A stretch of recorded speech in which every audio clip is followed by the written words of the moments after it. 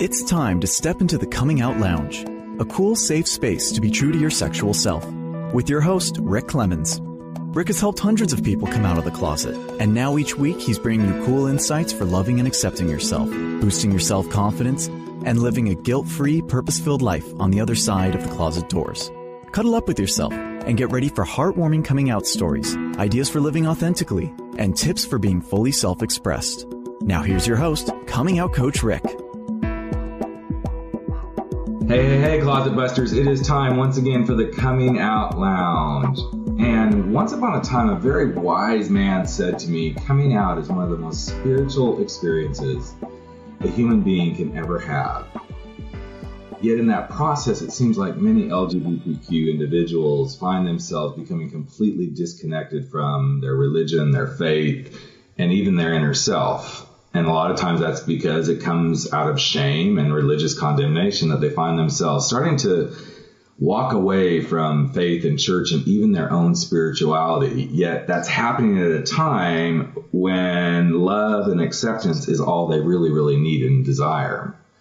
So how do you start to reconcile that? How do you find your center and realign with your spiritual self on the other side of the closet doors? Well, you go and you start to create a new pathway to spirituality. And that's what my guest today, who is a minister of InSpirit Center for Spirituality in Orange County, is going to share with us. After her own rocky road, tumultuous ride of her coming out journey and coming to find her own faith and spirituality in a whole new way, Bobbi Becker continues to really find peace and insights for living a very spiritually aligned life. Now, that doesn't mean it's been easy, doesn't mean she's perfect at it, but she's taken her own experiences, her own practices, and her master's in conscious studies and helps others find pathways for truly rekindling their relationship with their own beautiful spirituality.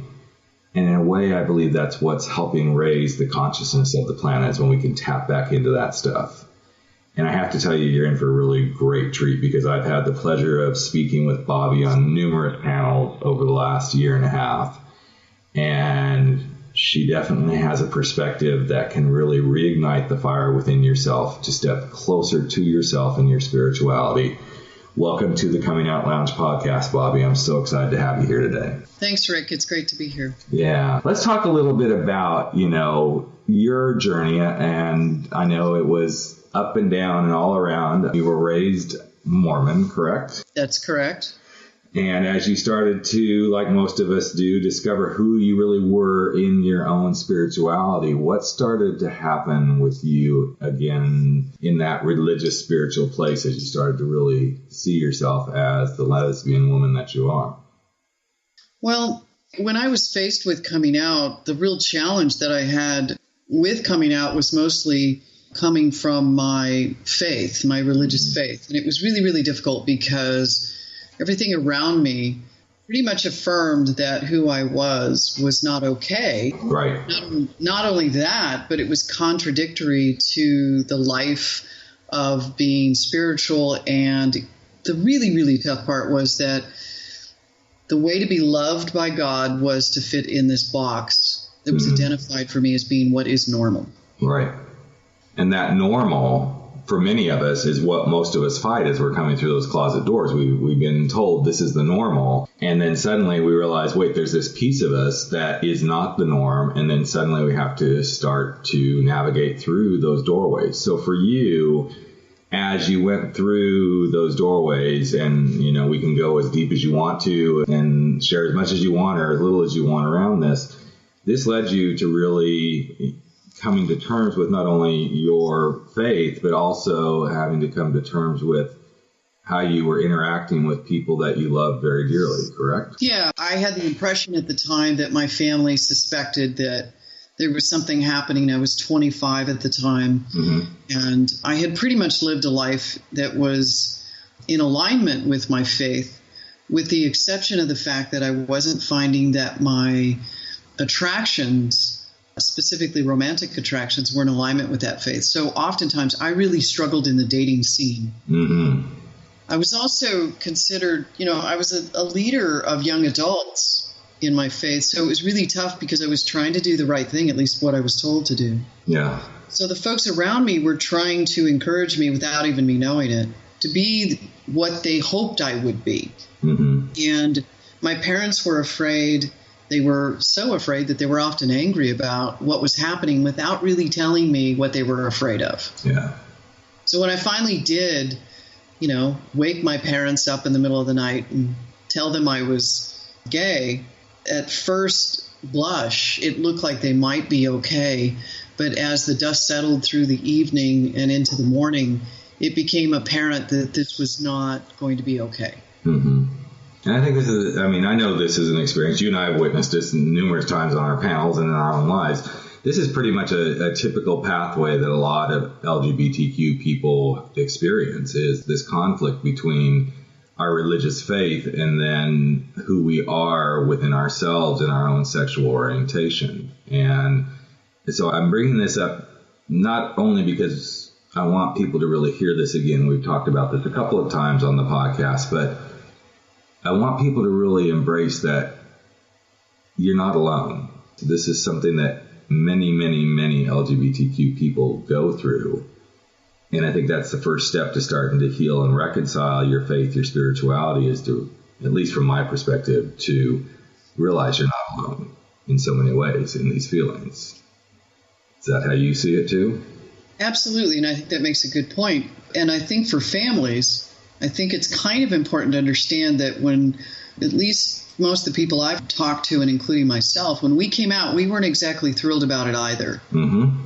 So everybody has a coming out process. Yeah. I had a coming out for myself. My parents had to have a coming out process for themselves to understand, well, what does this mean? Right.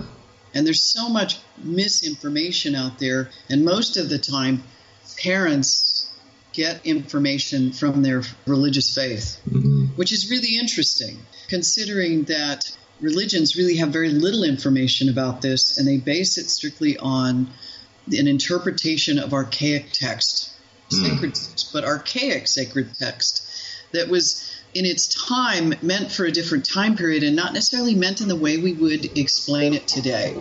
So take us a little further into that without getting too technical. I love that you're bringing this up, because this is something that I feel like the more we can equip people with information that they can share, there's a lot of places that they'll say, okay, well, go, in a beautiful website, what the Bible really says about homosexuality. But I love that you brought up this archaic text piece, because it starts to really go to the heart of this, that it was a different place and time, and we were a different evolution of human being in that time frame too.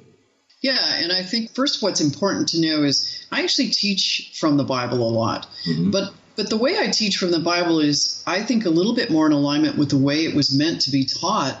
And obviously I'm a little biased in that, but the Bible is a spiritual history. It's a collection of stories. It's not even one book. It's a collection of books. Mm-hmm. And we as a humanity understand varying parts of who we are and others through story.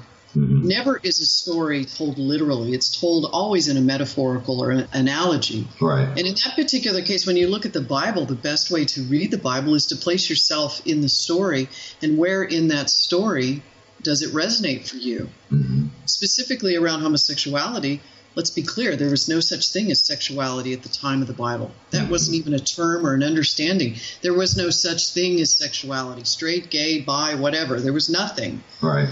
And so when I see that there are versions of the Bible where somebody has placed homosexuality in it in a way to interpret it more clearly, it's inaccurate and it's in error. Mm-hmm. For example, the scripture that's taught so often that's used against people that are LGB specifically is that scripture that says man shall not lie down with man as with woman. Right. In that particular case, what they're talking about there is at the time of Christianity, there was this kind of blending of spiritual traditions, the pagan tradition and Christianity. And Christianity had many strains of it. So in that particular case, what they were talking about there were temple prostitutes. And those temple prostitutes were part of a ritual that was happening, and they were trying to eliminate the pagan ritual. It wasn't about sexuality. And for many listeners, I'm sure this is probably the first time they may be hearing this. And so this is, this is something that I think is so interesting to start to do what I always encourage people who are coming out of the closet, which is never lose your curiosity. Keep going and being curious, because the more curious we are, and especially given what has just transpired in the United States with the new President-elect Trump, the thing about being curious and going, wait, we can all be up in arms and everything, which we should be. There's many reasons to be, but let's also be curious about what can we go learn? How can we start to bring this forward?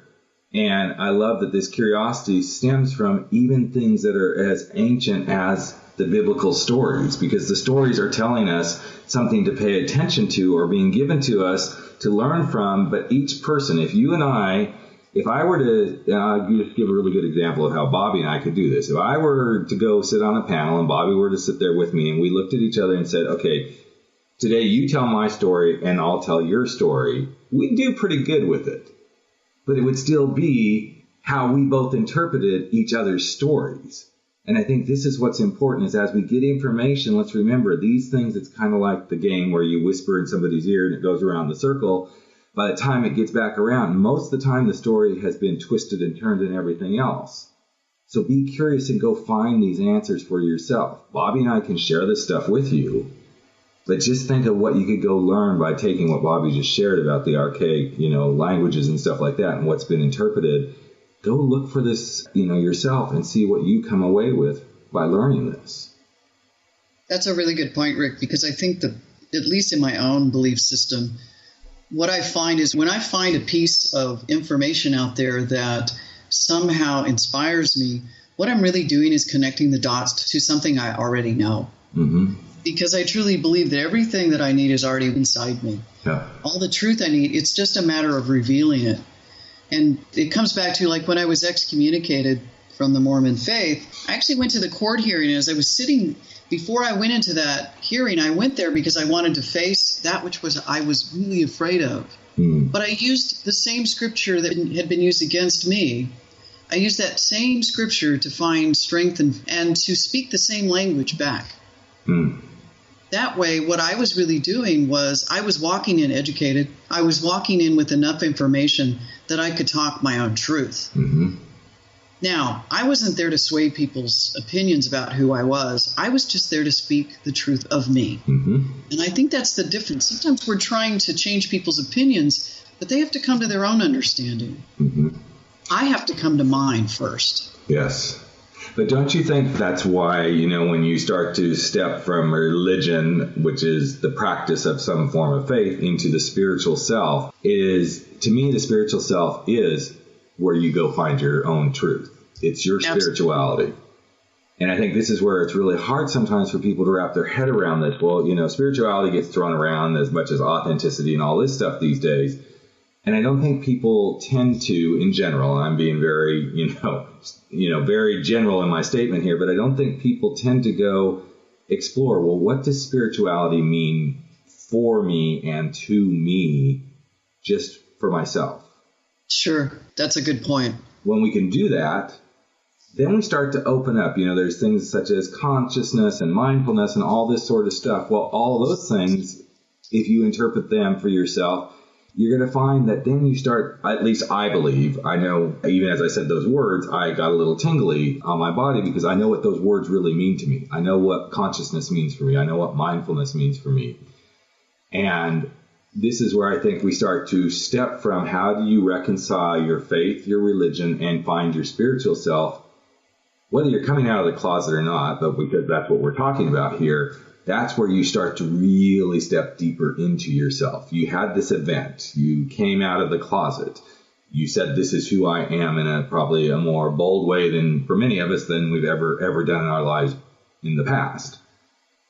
But then suddenly it's like, okay, now that I've opened that doorway to myself, are we ready to go deeper into that self so that we're ready to really be who we're meant to be? And I think that, for me, that's what spirituality means, is stepping deeper into myself. So I'm curious how you define that, because I know you do a lot of work with people around stepping into their spiritual self and helping them reconcile some of these feelings. Yeah, and let me just say this. First of all, the difference between spirituality and religion to me is this. Spirituality is how I feel about my relationship with God, the divine, the universe. Mm-hmm. And religion are the rules that someone has applied to how you can, in essence, adhere to some subscribed doctrine in order to find salvation. Mm-hmm. That, to me, is the difference. So when I'm talking about spirituality, what I'm talking about is the deeper I go into a spiritual practice, the more I find me. Mm-hmm. And the more I become comfortable with who I really am, and the more I actually kind of release the things in my life and what I think about myself that aren't really true. Mm-hmm. Now, when I say that, that is not an easy journey, because coming out is, as LGBT person, is not a lot different than a lot of folks have to deal with when they're coming about anything that they're hiding. Right. Anytime that you're hiding something, because the process of doing that is painful. And the painfulness of it is the fear and the resistance to, what does it mean about me? What does it mean if I do this? What are people going to think about me? And most importantly, are people still going to love me? Mm-hmm. Because until we step into, I think, sort of a deeper practice, there's a huge concern. And so we look to the outside of ourselves for validation. And as we go deeper into spirituality, we find that validation on the inside. Mm-hmm. Well, I don't feel like I can reconcile any religious practice unless I am spiritually aligned with that practice. And I can't get to that space until I've gone deep within myself. And this is where I've gotten into numerous discourses with people through my coming out journey of, but wait, you were raised this faith, you were raised Seventh-day Adventist, and now you're doing everything that flies in the face of that. Well, no, I may have been raised that way, but I was never given the opportunity, because we, in so many ways, are brought into these practices of faith and such at ages where this is all we've been told we're to do. We're never given the opportunity until we have our own adult thinking minds, which pretty much don't develop till we're 25, so to speak, to finally go explore this and go, wait, well, how does that align with who I am? Does that align with who I feel deep inside myself? So I chose, years before I even came out, to start doing that spiritual journey and going, wait, let's go look in here. Let's go see what makes Rick, and what makes Rick's values come alive, and what makes Rick's beliefs come alive. And then I can go align it up with what I feel is the practice that best fits for me in my relationship to God, the universe, whatever it is. Mm-hmm. And I don't know that a lot of people give themselves that opportunity in the deepest ways to go, let's go explore. Let's go figure this out. Yeah, I would agree, because until I had come out, I didn't really go out and look out there, out beyond the land of Mormonism, I think, because I was strictly counseled against looking outside of that, because I could be influenced by the Mormon faith's characterization of anything outside the church is Satan. Mm-hmm. Anything outside the church is the devil. And so I hadn't, but when I came out, it sort of gave me this license to go out there and look. Now, in saying that, it's kind of like this. There is no one way to having an experience of the divine. Yeah. There's no one way of having an experience with God, because if there was, there'd be one way, and there isn't. You look around you, and the very idea is a contradiction of itself. Right. And even sometimes, I can tell you this, as a child, I did have these amazing spiritual experiences as a Mormon. Mm-hmm. But at some point in my evolution, it wasn't just about being gay for me. It was about being a female in a faith that felt definitely biased against women. I felt that my spiritual growth was stunted. It was like there was a lid on it as far as I could go. So I could only go so far in it. So it almost prompted me to go ahead and come out, because what did I have to lose? Mm-hmm. And if they kicked me out, then maybe I had that license to go look. And I think that's how sometimes people feel. Right. So once I realized that I wasn't welcome here, I started to look at everything. Similar to what you just said, Rick, I looked at everything and said, so what gives me that connection with the divine, that gives me those goosebumps, that tells me that I'm one with something bigger than me? Well, and I think for me, similar to you, what it gave me the license to do was to say, okay, well, what else am I not connecting the dots on in my life? The moment I came out, yes, there was lots of different things going on, everything from, as many of the listeners know, divorce to, am I going to survive? Am I going to be, have to see my kids, all that sort of stuff. But then I even started questioning, okay, is this the career I want to be in? Is this the type of friendships I want to have? There was many things started to open doorways that I was like, wow, when I opened that spiritual center, which I don't want anybody to take that wrong, but I feel like I do feel like my coming out was kind of not only the doorway to opening my sexual orientation, but it also opened my spirituality. Because like you, hey, if I'm going to be told I'm damned to hell, then I'm going to go explore everything else to see if that's really what's going to damn me to hell on top of all. It was almost like, wow, if I've got the license now, I've got the license, so let's just go play, so to speak. Even though playing wasn't really what it was about for me, what it was about was, okay, now I'm on my own, so to speak. I get to go figure this out. And the more I gave myself full permission to go figure these things out, the more I tripped, the more I fell, the more I grew, the more I understood, the more I kept questioning, the more I kept being curious, and the more I kept growing as a human being and as a spirit. I mean, I personally believe we are divine beings taking up residence in these things we call human bodies. And part of this experience is for something greater than any of us know. And that's, for me, what I finally came to really appreciating and loving is I could actually say those kind of words. If you had told me I would say those words 20 some years ago, I would have said that would be blasphemous. But now to be able to say I believe I'm a divine being having a human experience, I feel very comfortable. But that's because that's what works for me, because that's the exploration I've done and taken for myself in this journey. Yeah, I mean, the difference might be, too, is in most of my world was profane, whereas now most of my world has a sacred nature to it, because there was a little box around what was okay.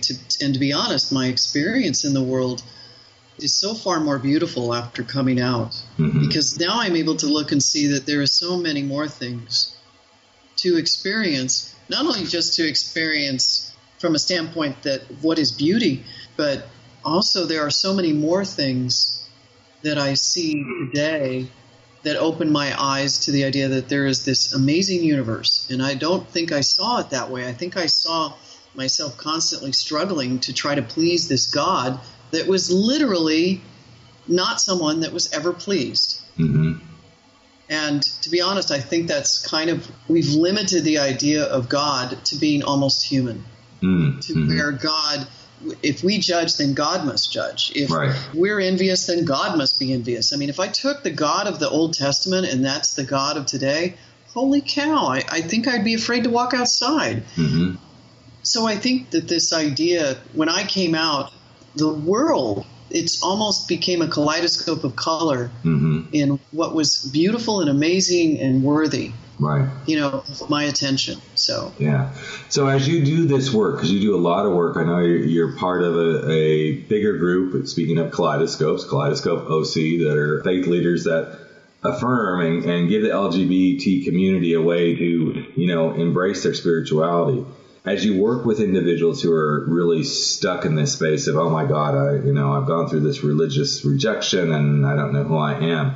What's a place that you find is, and I know each person's different, so I'm going to caveat that as I normally would, folks, but what's a good starting space for someone to really step back into reconnecting with their spiritual self? The great part of that is that there's so many great authors out there. Start reading. There's a lot of great authors out there that really speak to a much more open idea of what spirituality is, and spiritual practices that go beyond what was the traditional form, which is, to me, more of this, it was prayer and reading the Bible, since we come from I would say, predominantly Christian culture here in the United States. But you can do a couple things. One is some of the authors that are out there that are amazing, like the Deepak Chopras that we've heard of, or the Marianne Williamson. Michael Bernard. What's his Michael Bernard Beckwith actually is in my faith. He's one of the ministers that he was trained similarly to me. I have to say, since you brought up Deepak, I mean, Don Miguel Ruiz is another one that pops into my head. Paulo Coelho. But one of the most touching moments after the election, and I didn't see it for a couple of days, and as you and I both, I've seen you use this analogy too. The universe always delivers you the thing you need most when you need it. I was in my weird, I'd gone on the roller coaster of, okay, this is happening, and okay, let's just be cool about this. Let's see what happened. And I was at the bottom of the roller coaster like, fuck, this sucks, that this is where we are in our country. And I just happened to jump on, the Bible of the social media, Facebook, which I was trying to stay off of after about the first 24 hours because I can't take all this.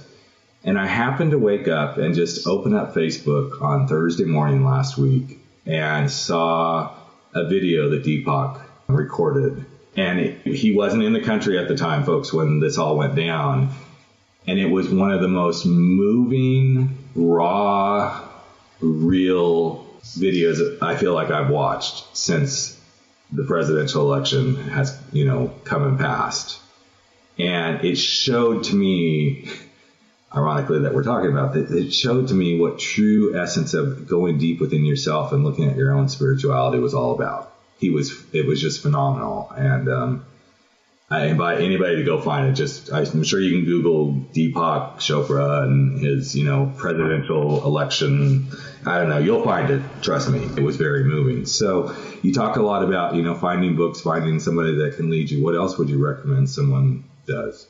Well, learning meditation, and it doesn't matter what form, I'm going to prescribe a particular form, but incorporating meditation in your life is a really great tool, because I think the thing that's probably been the biggest benefit for me, because it's allowed me to actually observe some of the habits I have in the ways that I think and what I believe about myself and my world. Mm-hmm. So then it allows me to kind of dismantle some old beliefs and figure out, well, what's really true? What's really, this may be just something I believe about myself, mm-hmm. but really just kind of heal it and replace practices that contribute to my overall well-being, abundance, prosperity, the way I am in the world. So that when, this election this last week was so disturbing for me as well, and it really tested my spiritual practice, because a lot of people were saying things like, hey, I prayed too. How come my prayer didn't get answered? Mm-hmm. It was like half of the country got their prayer answered, and the half of the country got, said, screw you. Right. But in responding to that, what I've learned is that maybe there is a collective prayer, there's no doubt. And I believe that who we are consciously does manifest in our lives. Mm-hmm. There is a prayer that was answered. I just don't believe we know what that answer is. I agree 100%. I believe that answer is unfolding as us, and maybe what this answer is, it's time to step up and to be part of it, mm-hmm. instead of sitting back silently. But I say this very carefully. When I mean get involved, I mean getting involved in a place that brings more peace and love into our world, Absolutely. Not more anger. Right. No, I agree 100%. It's interesting that you say that, because right after, I think it was the day after, I was going through my own emotional roller coaster like everybody was. Most people, even if you're on the Trump side of the bandwagon, I'm sure there were emotional roller coasters going on. And then I wrote something that said, you know what? I came out really raw. I talked about my business, my struggles in my business. But what I knew was, for me, this was something that was bringing me attention to doing what I'm called to do. I've been trying to figure this out in different ways over the last year. You've been witness to some of those things where you and I have talked about it. And I realized, what's going down right now is another sign of, Rick, you're not quite there yet. And not that I think you ever get there, but it's like, wow, there's something I'm being drawn to now. I'm really being drawn to doing some different work than what I may have thought was what I meant to do. So I've literally been sitting with that for the last week of, okay, so if I'm being drawn to something else, I'm just going to let it pull me that direction. I don't know where it is. I don't know exactly what it is right now. But what it's taught me is to be at peace, to be open, and to use that word that I used already in the podcast, to be curious, to open my own seat back up. I realized I was becoming kind of, okay, life is, everything's good, we're moving this way, da, da, da. But then this was my wake-up call as much as it was our planet's wake-up call. And I'm taking it very personal and looking deep within myself of what does this mean to me, which then ties to what we're talking about today. I'm doing a spiritual deep dive once again. I always look at whatever comes up and disturbs me the most is my opportunity to look at, well, where is it disturbing inside me? What is Exactly. it touching? What is it touching on me? And it's an opportunity to look at it. And I'm just going to mention this. There's a couple of great books out there that I think are really helpful, have been helpful for me at this time. One of them is The Untethered Soul by Michael Singer. Mm-hmm. Yes. Great book, and it really talks about how meditation can make a difference and how we can really go into a more soulful life. And the second one, which is similar, but not so much about meditation, but how experiences like this can actually deepen our experience of the world we live in. And that's called The Care of the Soul by Thomas More. The thing I like about them both is they touch on the fact that a lot of times in our culture, we think we're supposed to just have all this joy and peace and that everything's supposed to be great. And if we don't, then we're doing something wrong. But I believe the gamut of all of it is important for our growth and our evolution. So when stuff like this shows up, we've all contributed to it. But there's another side to this. There's a flip side to this, that our world is more peaceful. Mm-hmm. And that there is a lot more awareness happening, and that people are not willing to stand and watch injustice happen as maybe they used to. Right. And there's a lot more courage in our world. Yes. Well, I think just the courage, alone, and this hit me actually it wasn't last night because I decided I wasn't going to watch anything on TV last night. But no, it was over the weekend. It was Saturday evening. As I was watching some of the protests and just being able to see rainbow flags in those protests, I thought, wow, if this had happened 20, 25 years ago, I don't know that we would have seen people being so blatantly out there with their rainbow flags and saying, this is who I am. It shows how far we are coming, that we can see this and we can see open dialogue happening, that we see headlines talking about, Muslims, LGBTQ people and Hispanics, and, all these things that if we were to roll the clock back not so long ago, those things wouldn't even be making headline history. They would still be shoved under the closet. So I think this is where the consciousness and the mindfulness of who we are as humanity is truly starting to show up. Yeah, and I think it's important to note that if we want folks to be allies to us, we have to be allies to others. And it's not just one particular group that's marginalized. If anybody's marginalized, everyone is. If anybody is facing injustice, we all are. Yeah. And I think we also have to ask the questions. I was talking with a fellow coach friend of mine today while I was driving between appointments, and he's from Canada. And he said, I'm really curious. And he was talking to me about things to do with my business. And he goes, I really think you need to be more of a voice out there. He goes, I think that's where you have the opportunity. I said, yeah, I'm sure, there's opportunities for me to do that. But we started talking about, this. And he goes, one of the things you could talk about is what about the, whatever the percentage is. And he said, I don't know for sure, but I saw a percentage of LGBTQ people who voted for Donald Trump. I said, yes, that's actually one of my things I'm considering writing about, because our community wants to get all up in arms towards those individuals. And that was my initial gut reaction too. But then I said, but if I put my conscious mindfulness hat on and say, wait, I don't know anybody who did that, so I can't really judge them. What I can judge is the people that I happen to see on TV talking about it. And when I stepped back and when I've stepped back away from some of those commentaries and some of the stuff I've read, the question I want to have everybody ask is, what is their main perspective? For those that I've seen, their main perspective was these are people who have endured job losses and had factories shut down or had wages hugely reduced. So in the scale of I'm gay and I'm supporting myself and I'm able to put food on my table and have a roof over my head, you kind of got to look at the perspective that somebody comes from before their, quote, gayness or LGBTQ shows up in the priority list. And now some people are going to hear me say that and probably come after me. I don't really care because I think it's something that needs to be said. For me, and I'm going to say it, as a somewhat white, privileged, gay male, I know why I'm charged around this, but I'm not necessarily worried about a good roof over my head or having food on the table or working in a job because I've got those things covered. My perspective is going to be slightly different. So I beg our community and I beg us as a planet to take a deep breath and ask the questions. Tell me about your perspective. Give me insight to you. Because I think when we can ask those questions, we take away, but you did this. And I think it's a really, again, for me, that's a spiritual place I'm taking myself to, not saying I'm perfect. Trust me, this journey is really putting me in some interesting spaces in my own self right now, too. Yeah, I'm having conversations with people that did vote for Trump. I have family members that did, of course. I'm not the only one there. Yeah. And when it comes down to where it touched me the most, it wasn't in the LGBT arena. It was in the being female. Mm-hmm. And my own history being female, both being a victim of assault because of being female and because the corporate life I had was just wrought constantly with either harassment or being characterized in different ways that seemed pretty unfair. Mm-hmm. I still may have had a successful career, but the tough part I eventually realized was I had to compromise who I was to do that, and too much.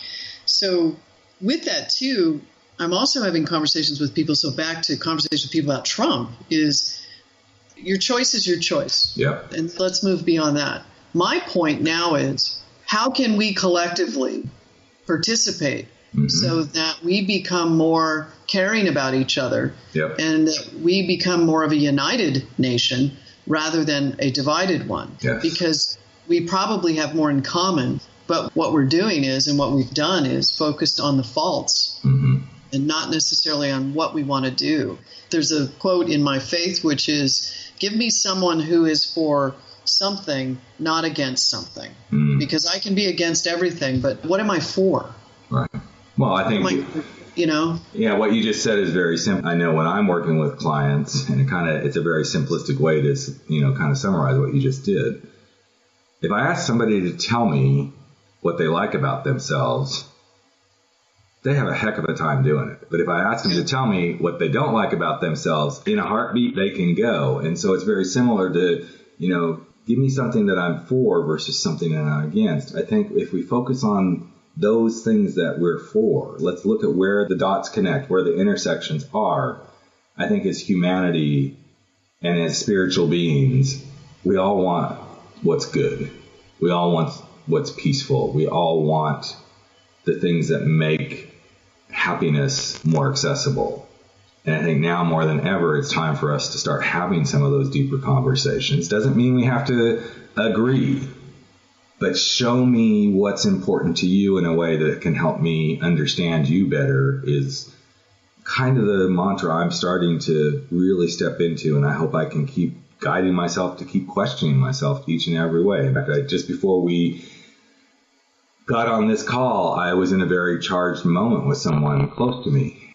I'm still trying to figure out, how do I do this? And one of the things I said is, I'm not going to respond to this person for the next 24 hours, because I know when I respond in the moment, that's when all rational thought escapes me. I need to slow down, and this is where I'm taking myself in a spiritual journey right now to do more of this.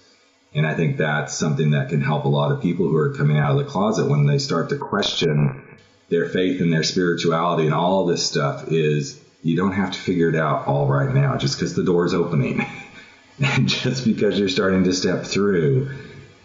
Give yourself that beautiful space to breathe and know that your spirit and your consciousness, your mindfulness, the universe, God, whatever it is going to guide you to finding that best space for you to move through your life in the way you're meant to.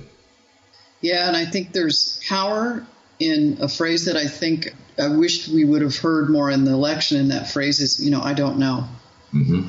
And there's power in acknowledging that sometimes we just don't know. Yes. Sometimes we don't know what the right answer is for myself.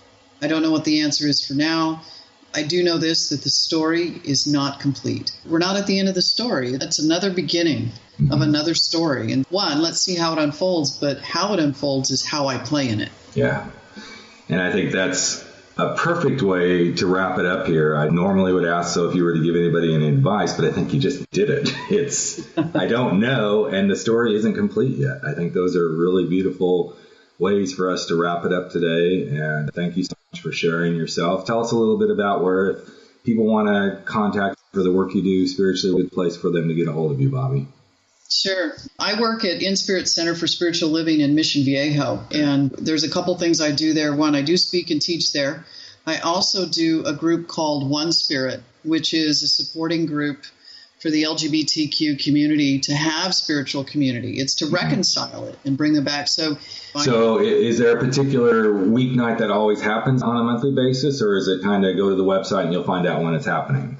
It's the third Tuesday of every month. Awesome. All right. So we will have links to all that stuff on Bobbi's show page. We'll make sure that we're connected. And I encourage anyone who is, if you're not in Mission Viejo, California, you can find these kind of spiritual centers in many, many places. Yes, most of them are going to be in some of the bigger metropolitan areas, but you never know. I've seen some in some of the places that I just was most surprised by. always just go check out. In fact, one of the websites I would encourage everyone to go look at is just do a Google search for LGBTQ affirming churches, and you will find a complete website that gives you many, many churches and spiritual centers that can find guidance and help with. So thanks again, Bobbi, for being here. You're just a beautiful spirit, and I love having you on the podcast and sharing yourself with my audience. So thank you so much. Thanks again, Rick. It was great.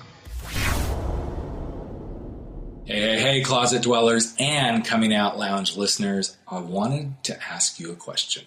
If you could take stress out of your journey, be more content in who you are, and find ways to do some of the most difficult things that you need to do as you come through the closet doors, would you do it? I bet the answer is yes. Why do I know this? Because I have been getting requests from listeners and clients or prospective clients about finding ways to just address certain things in their coming out journey. Some people don't want to work for a long time, and I totally get that. And that's why I've designed some brand new coming out coaching one-on-one sessions. These are very focused, topic-specific sessions. For example, maybe you're looking at coming out midlife and how do you do it? Could be that you're already out, but you're not completely out and you want to talk about how do I do this and come out at work. Could be that you're having trouble even accepting yourself as a gay person. And might there be a possibility that you're really struggling with your sexuality and your religion? Depending on what you're looking for, I've designed 9 powerful, highly focused one-on-one laser coaching sessions that you can choose from. Each session goes for 90 minutes. We stay specifically focused on the topic at hand. And each of these sessions also includes a copy of my book, Frankly, My Dear, I'm Gay. So now that you've heard about this, how would you like to go check them out? Well, here's how you do this. Go to thecomingoutcoach.com. On that page, you can scroll down. You'll see stuff for the book and for some other offerings, but then you'll see one-on-one coaching sessions. Click on that button, and it will take you to a page that describes each of the 9 offerings that I have. If you happen to be listening to the podcast right now, just look over to the right-hand side of the show page, and you'll see one-on-one coaching sessions right there. Again, just click on that button and go check out these new offerings. So, what do you think? Isn't it about time that you stepped out, you stepped up, and you stepped into resolving whatever the biggest issue is in your coming out journey? I'm Rick Clemens, the Coming Out Coach, and I can't wait to work with you one-on-one.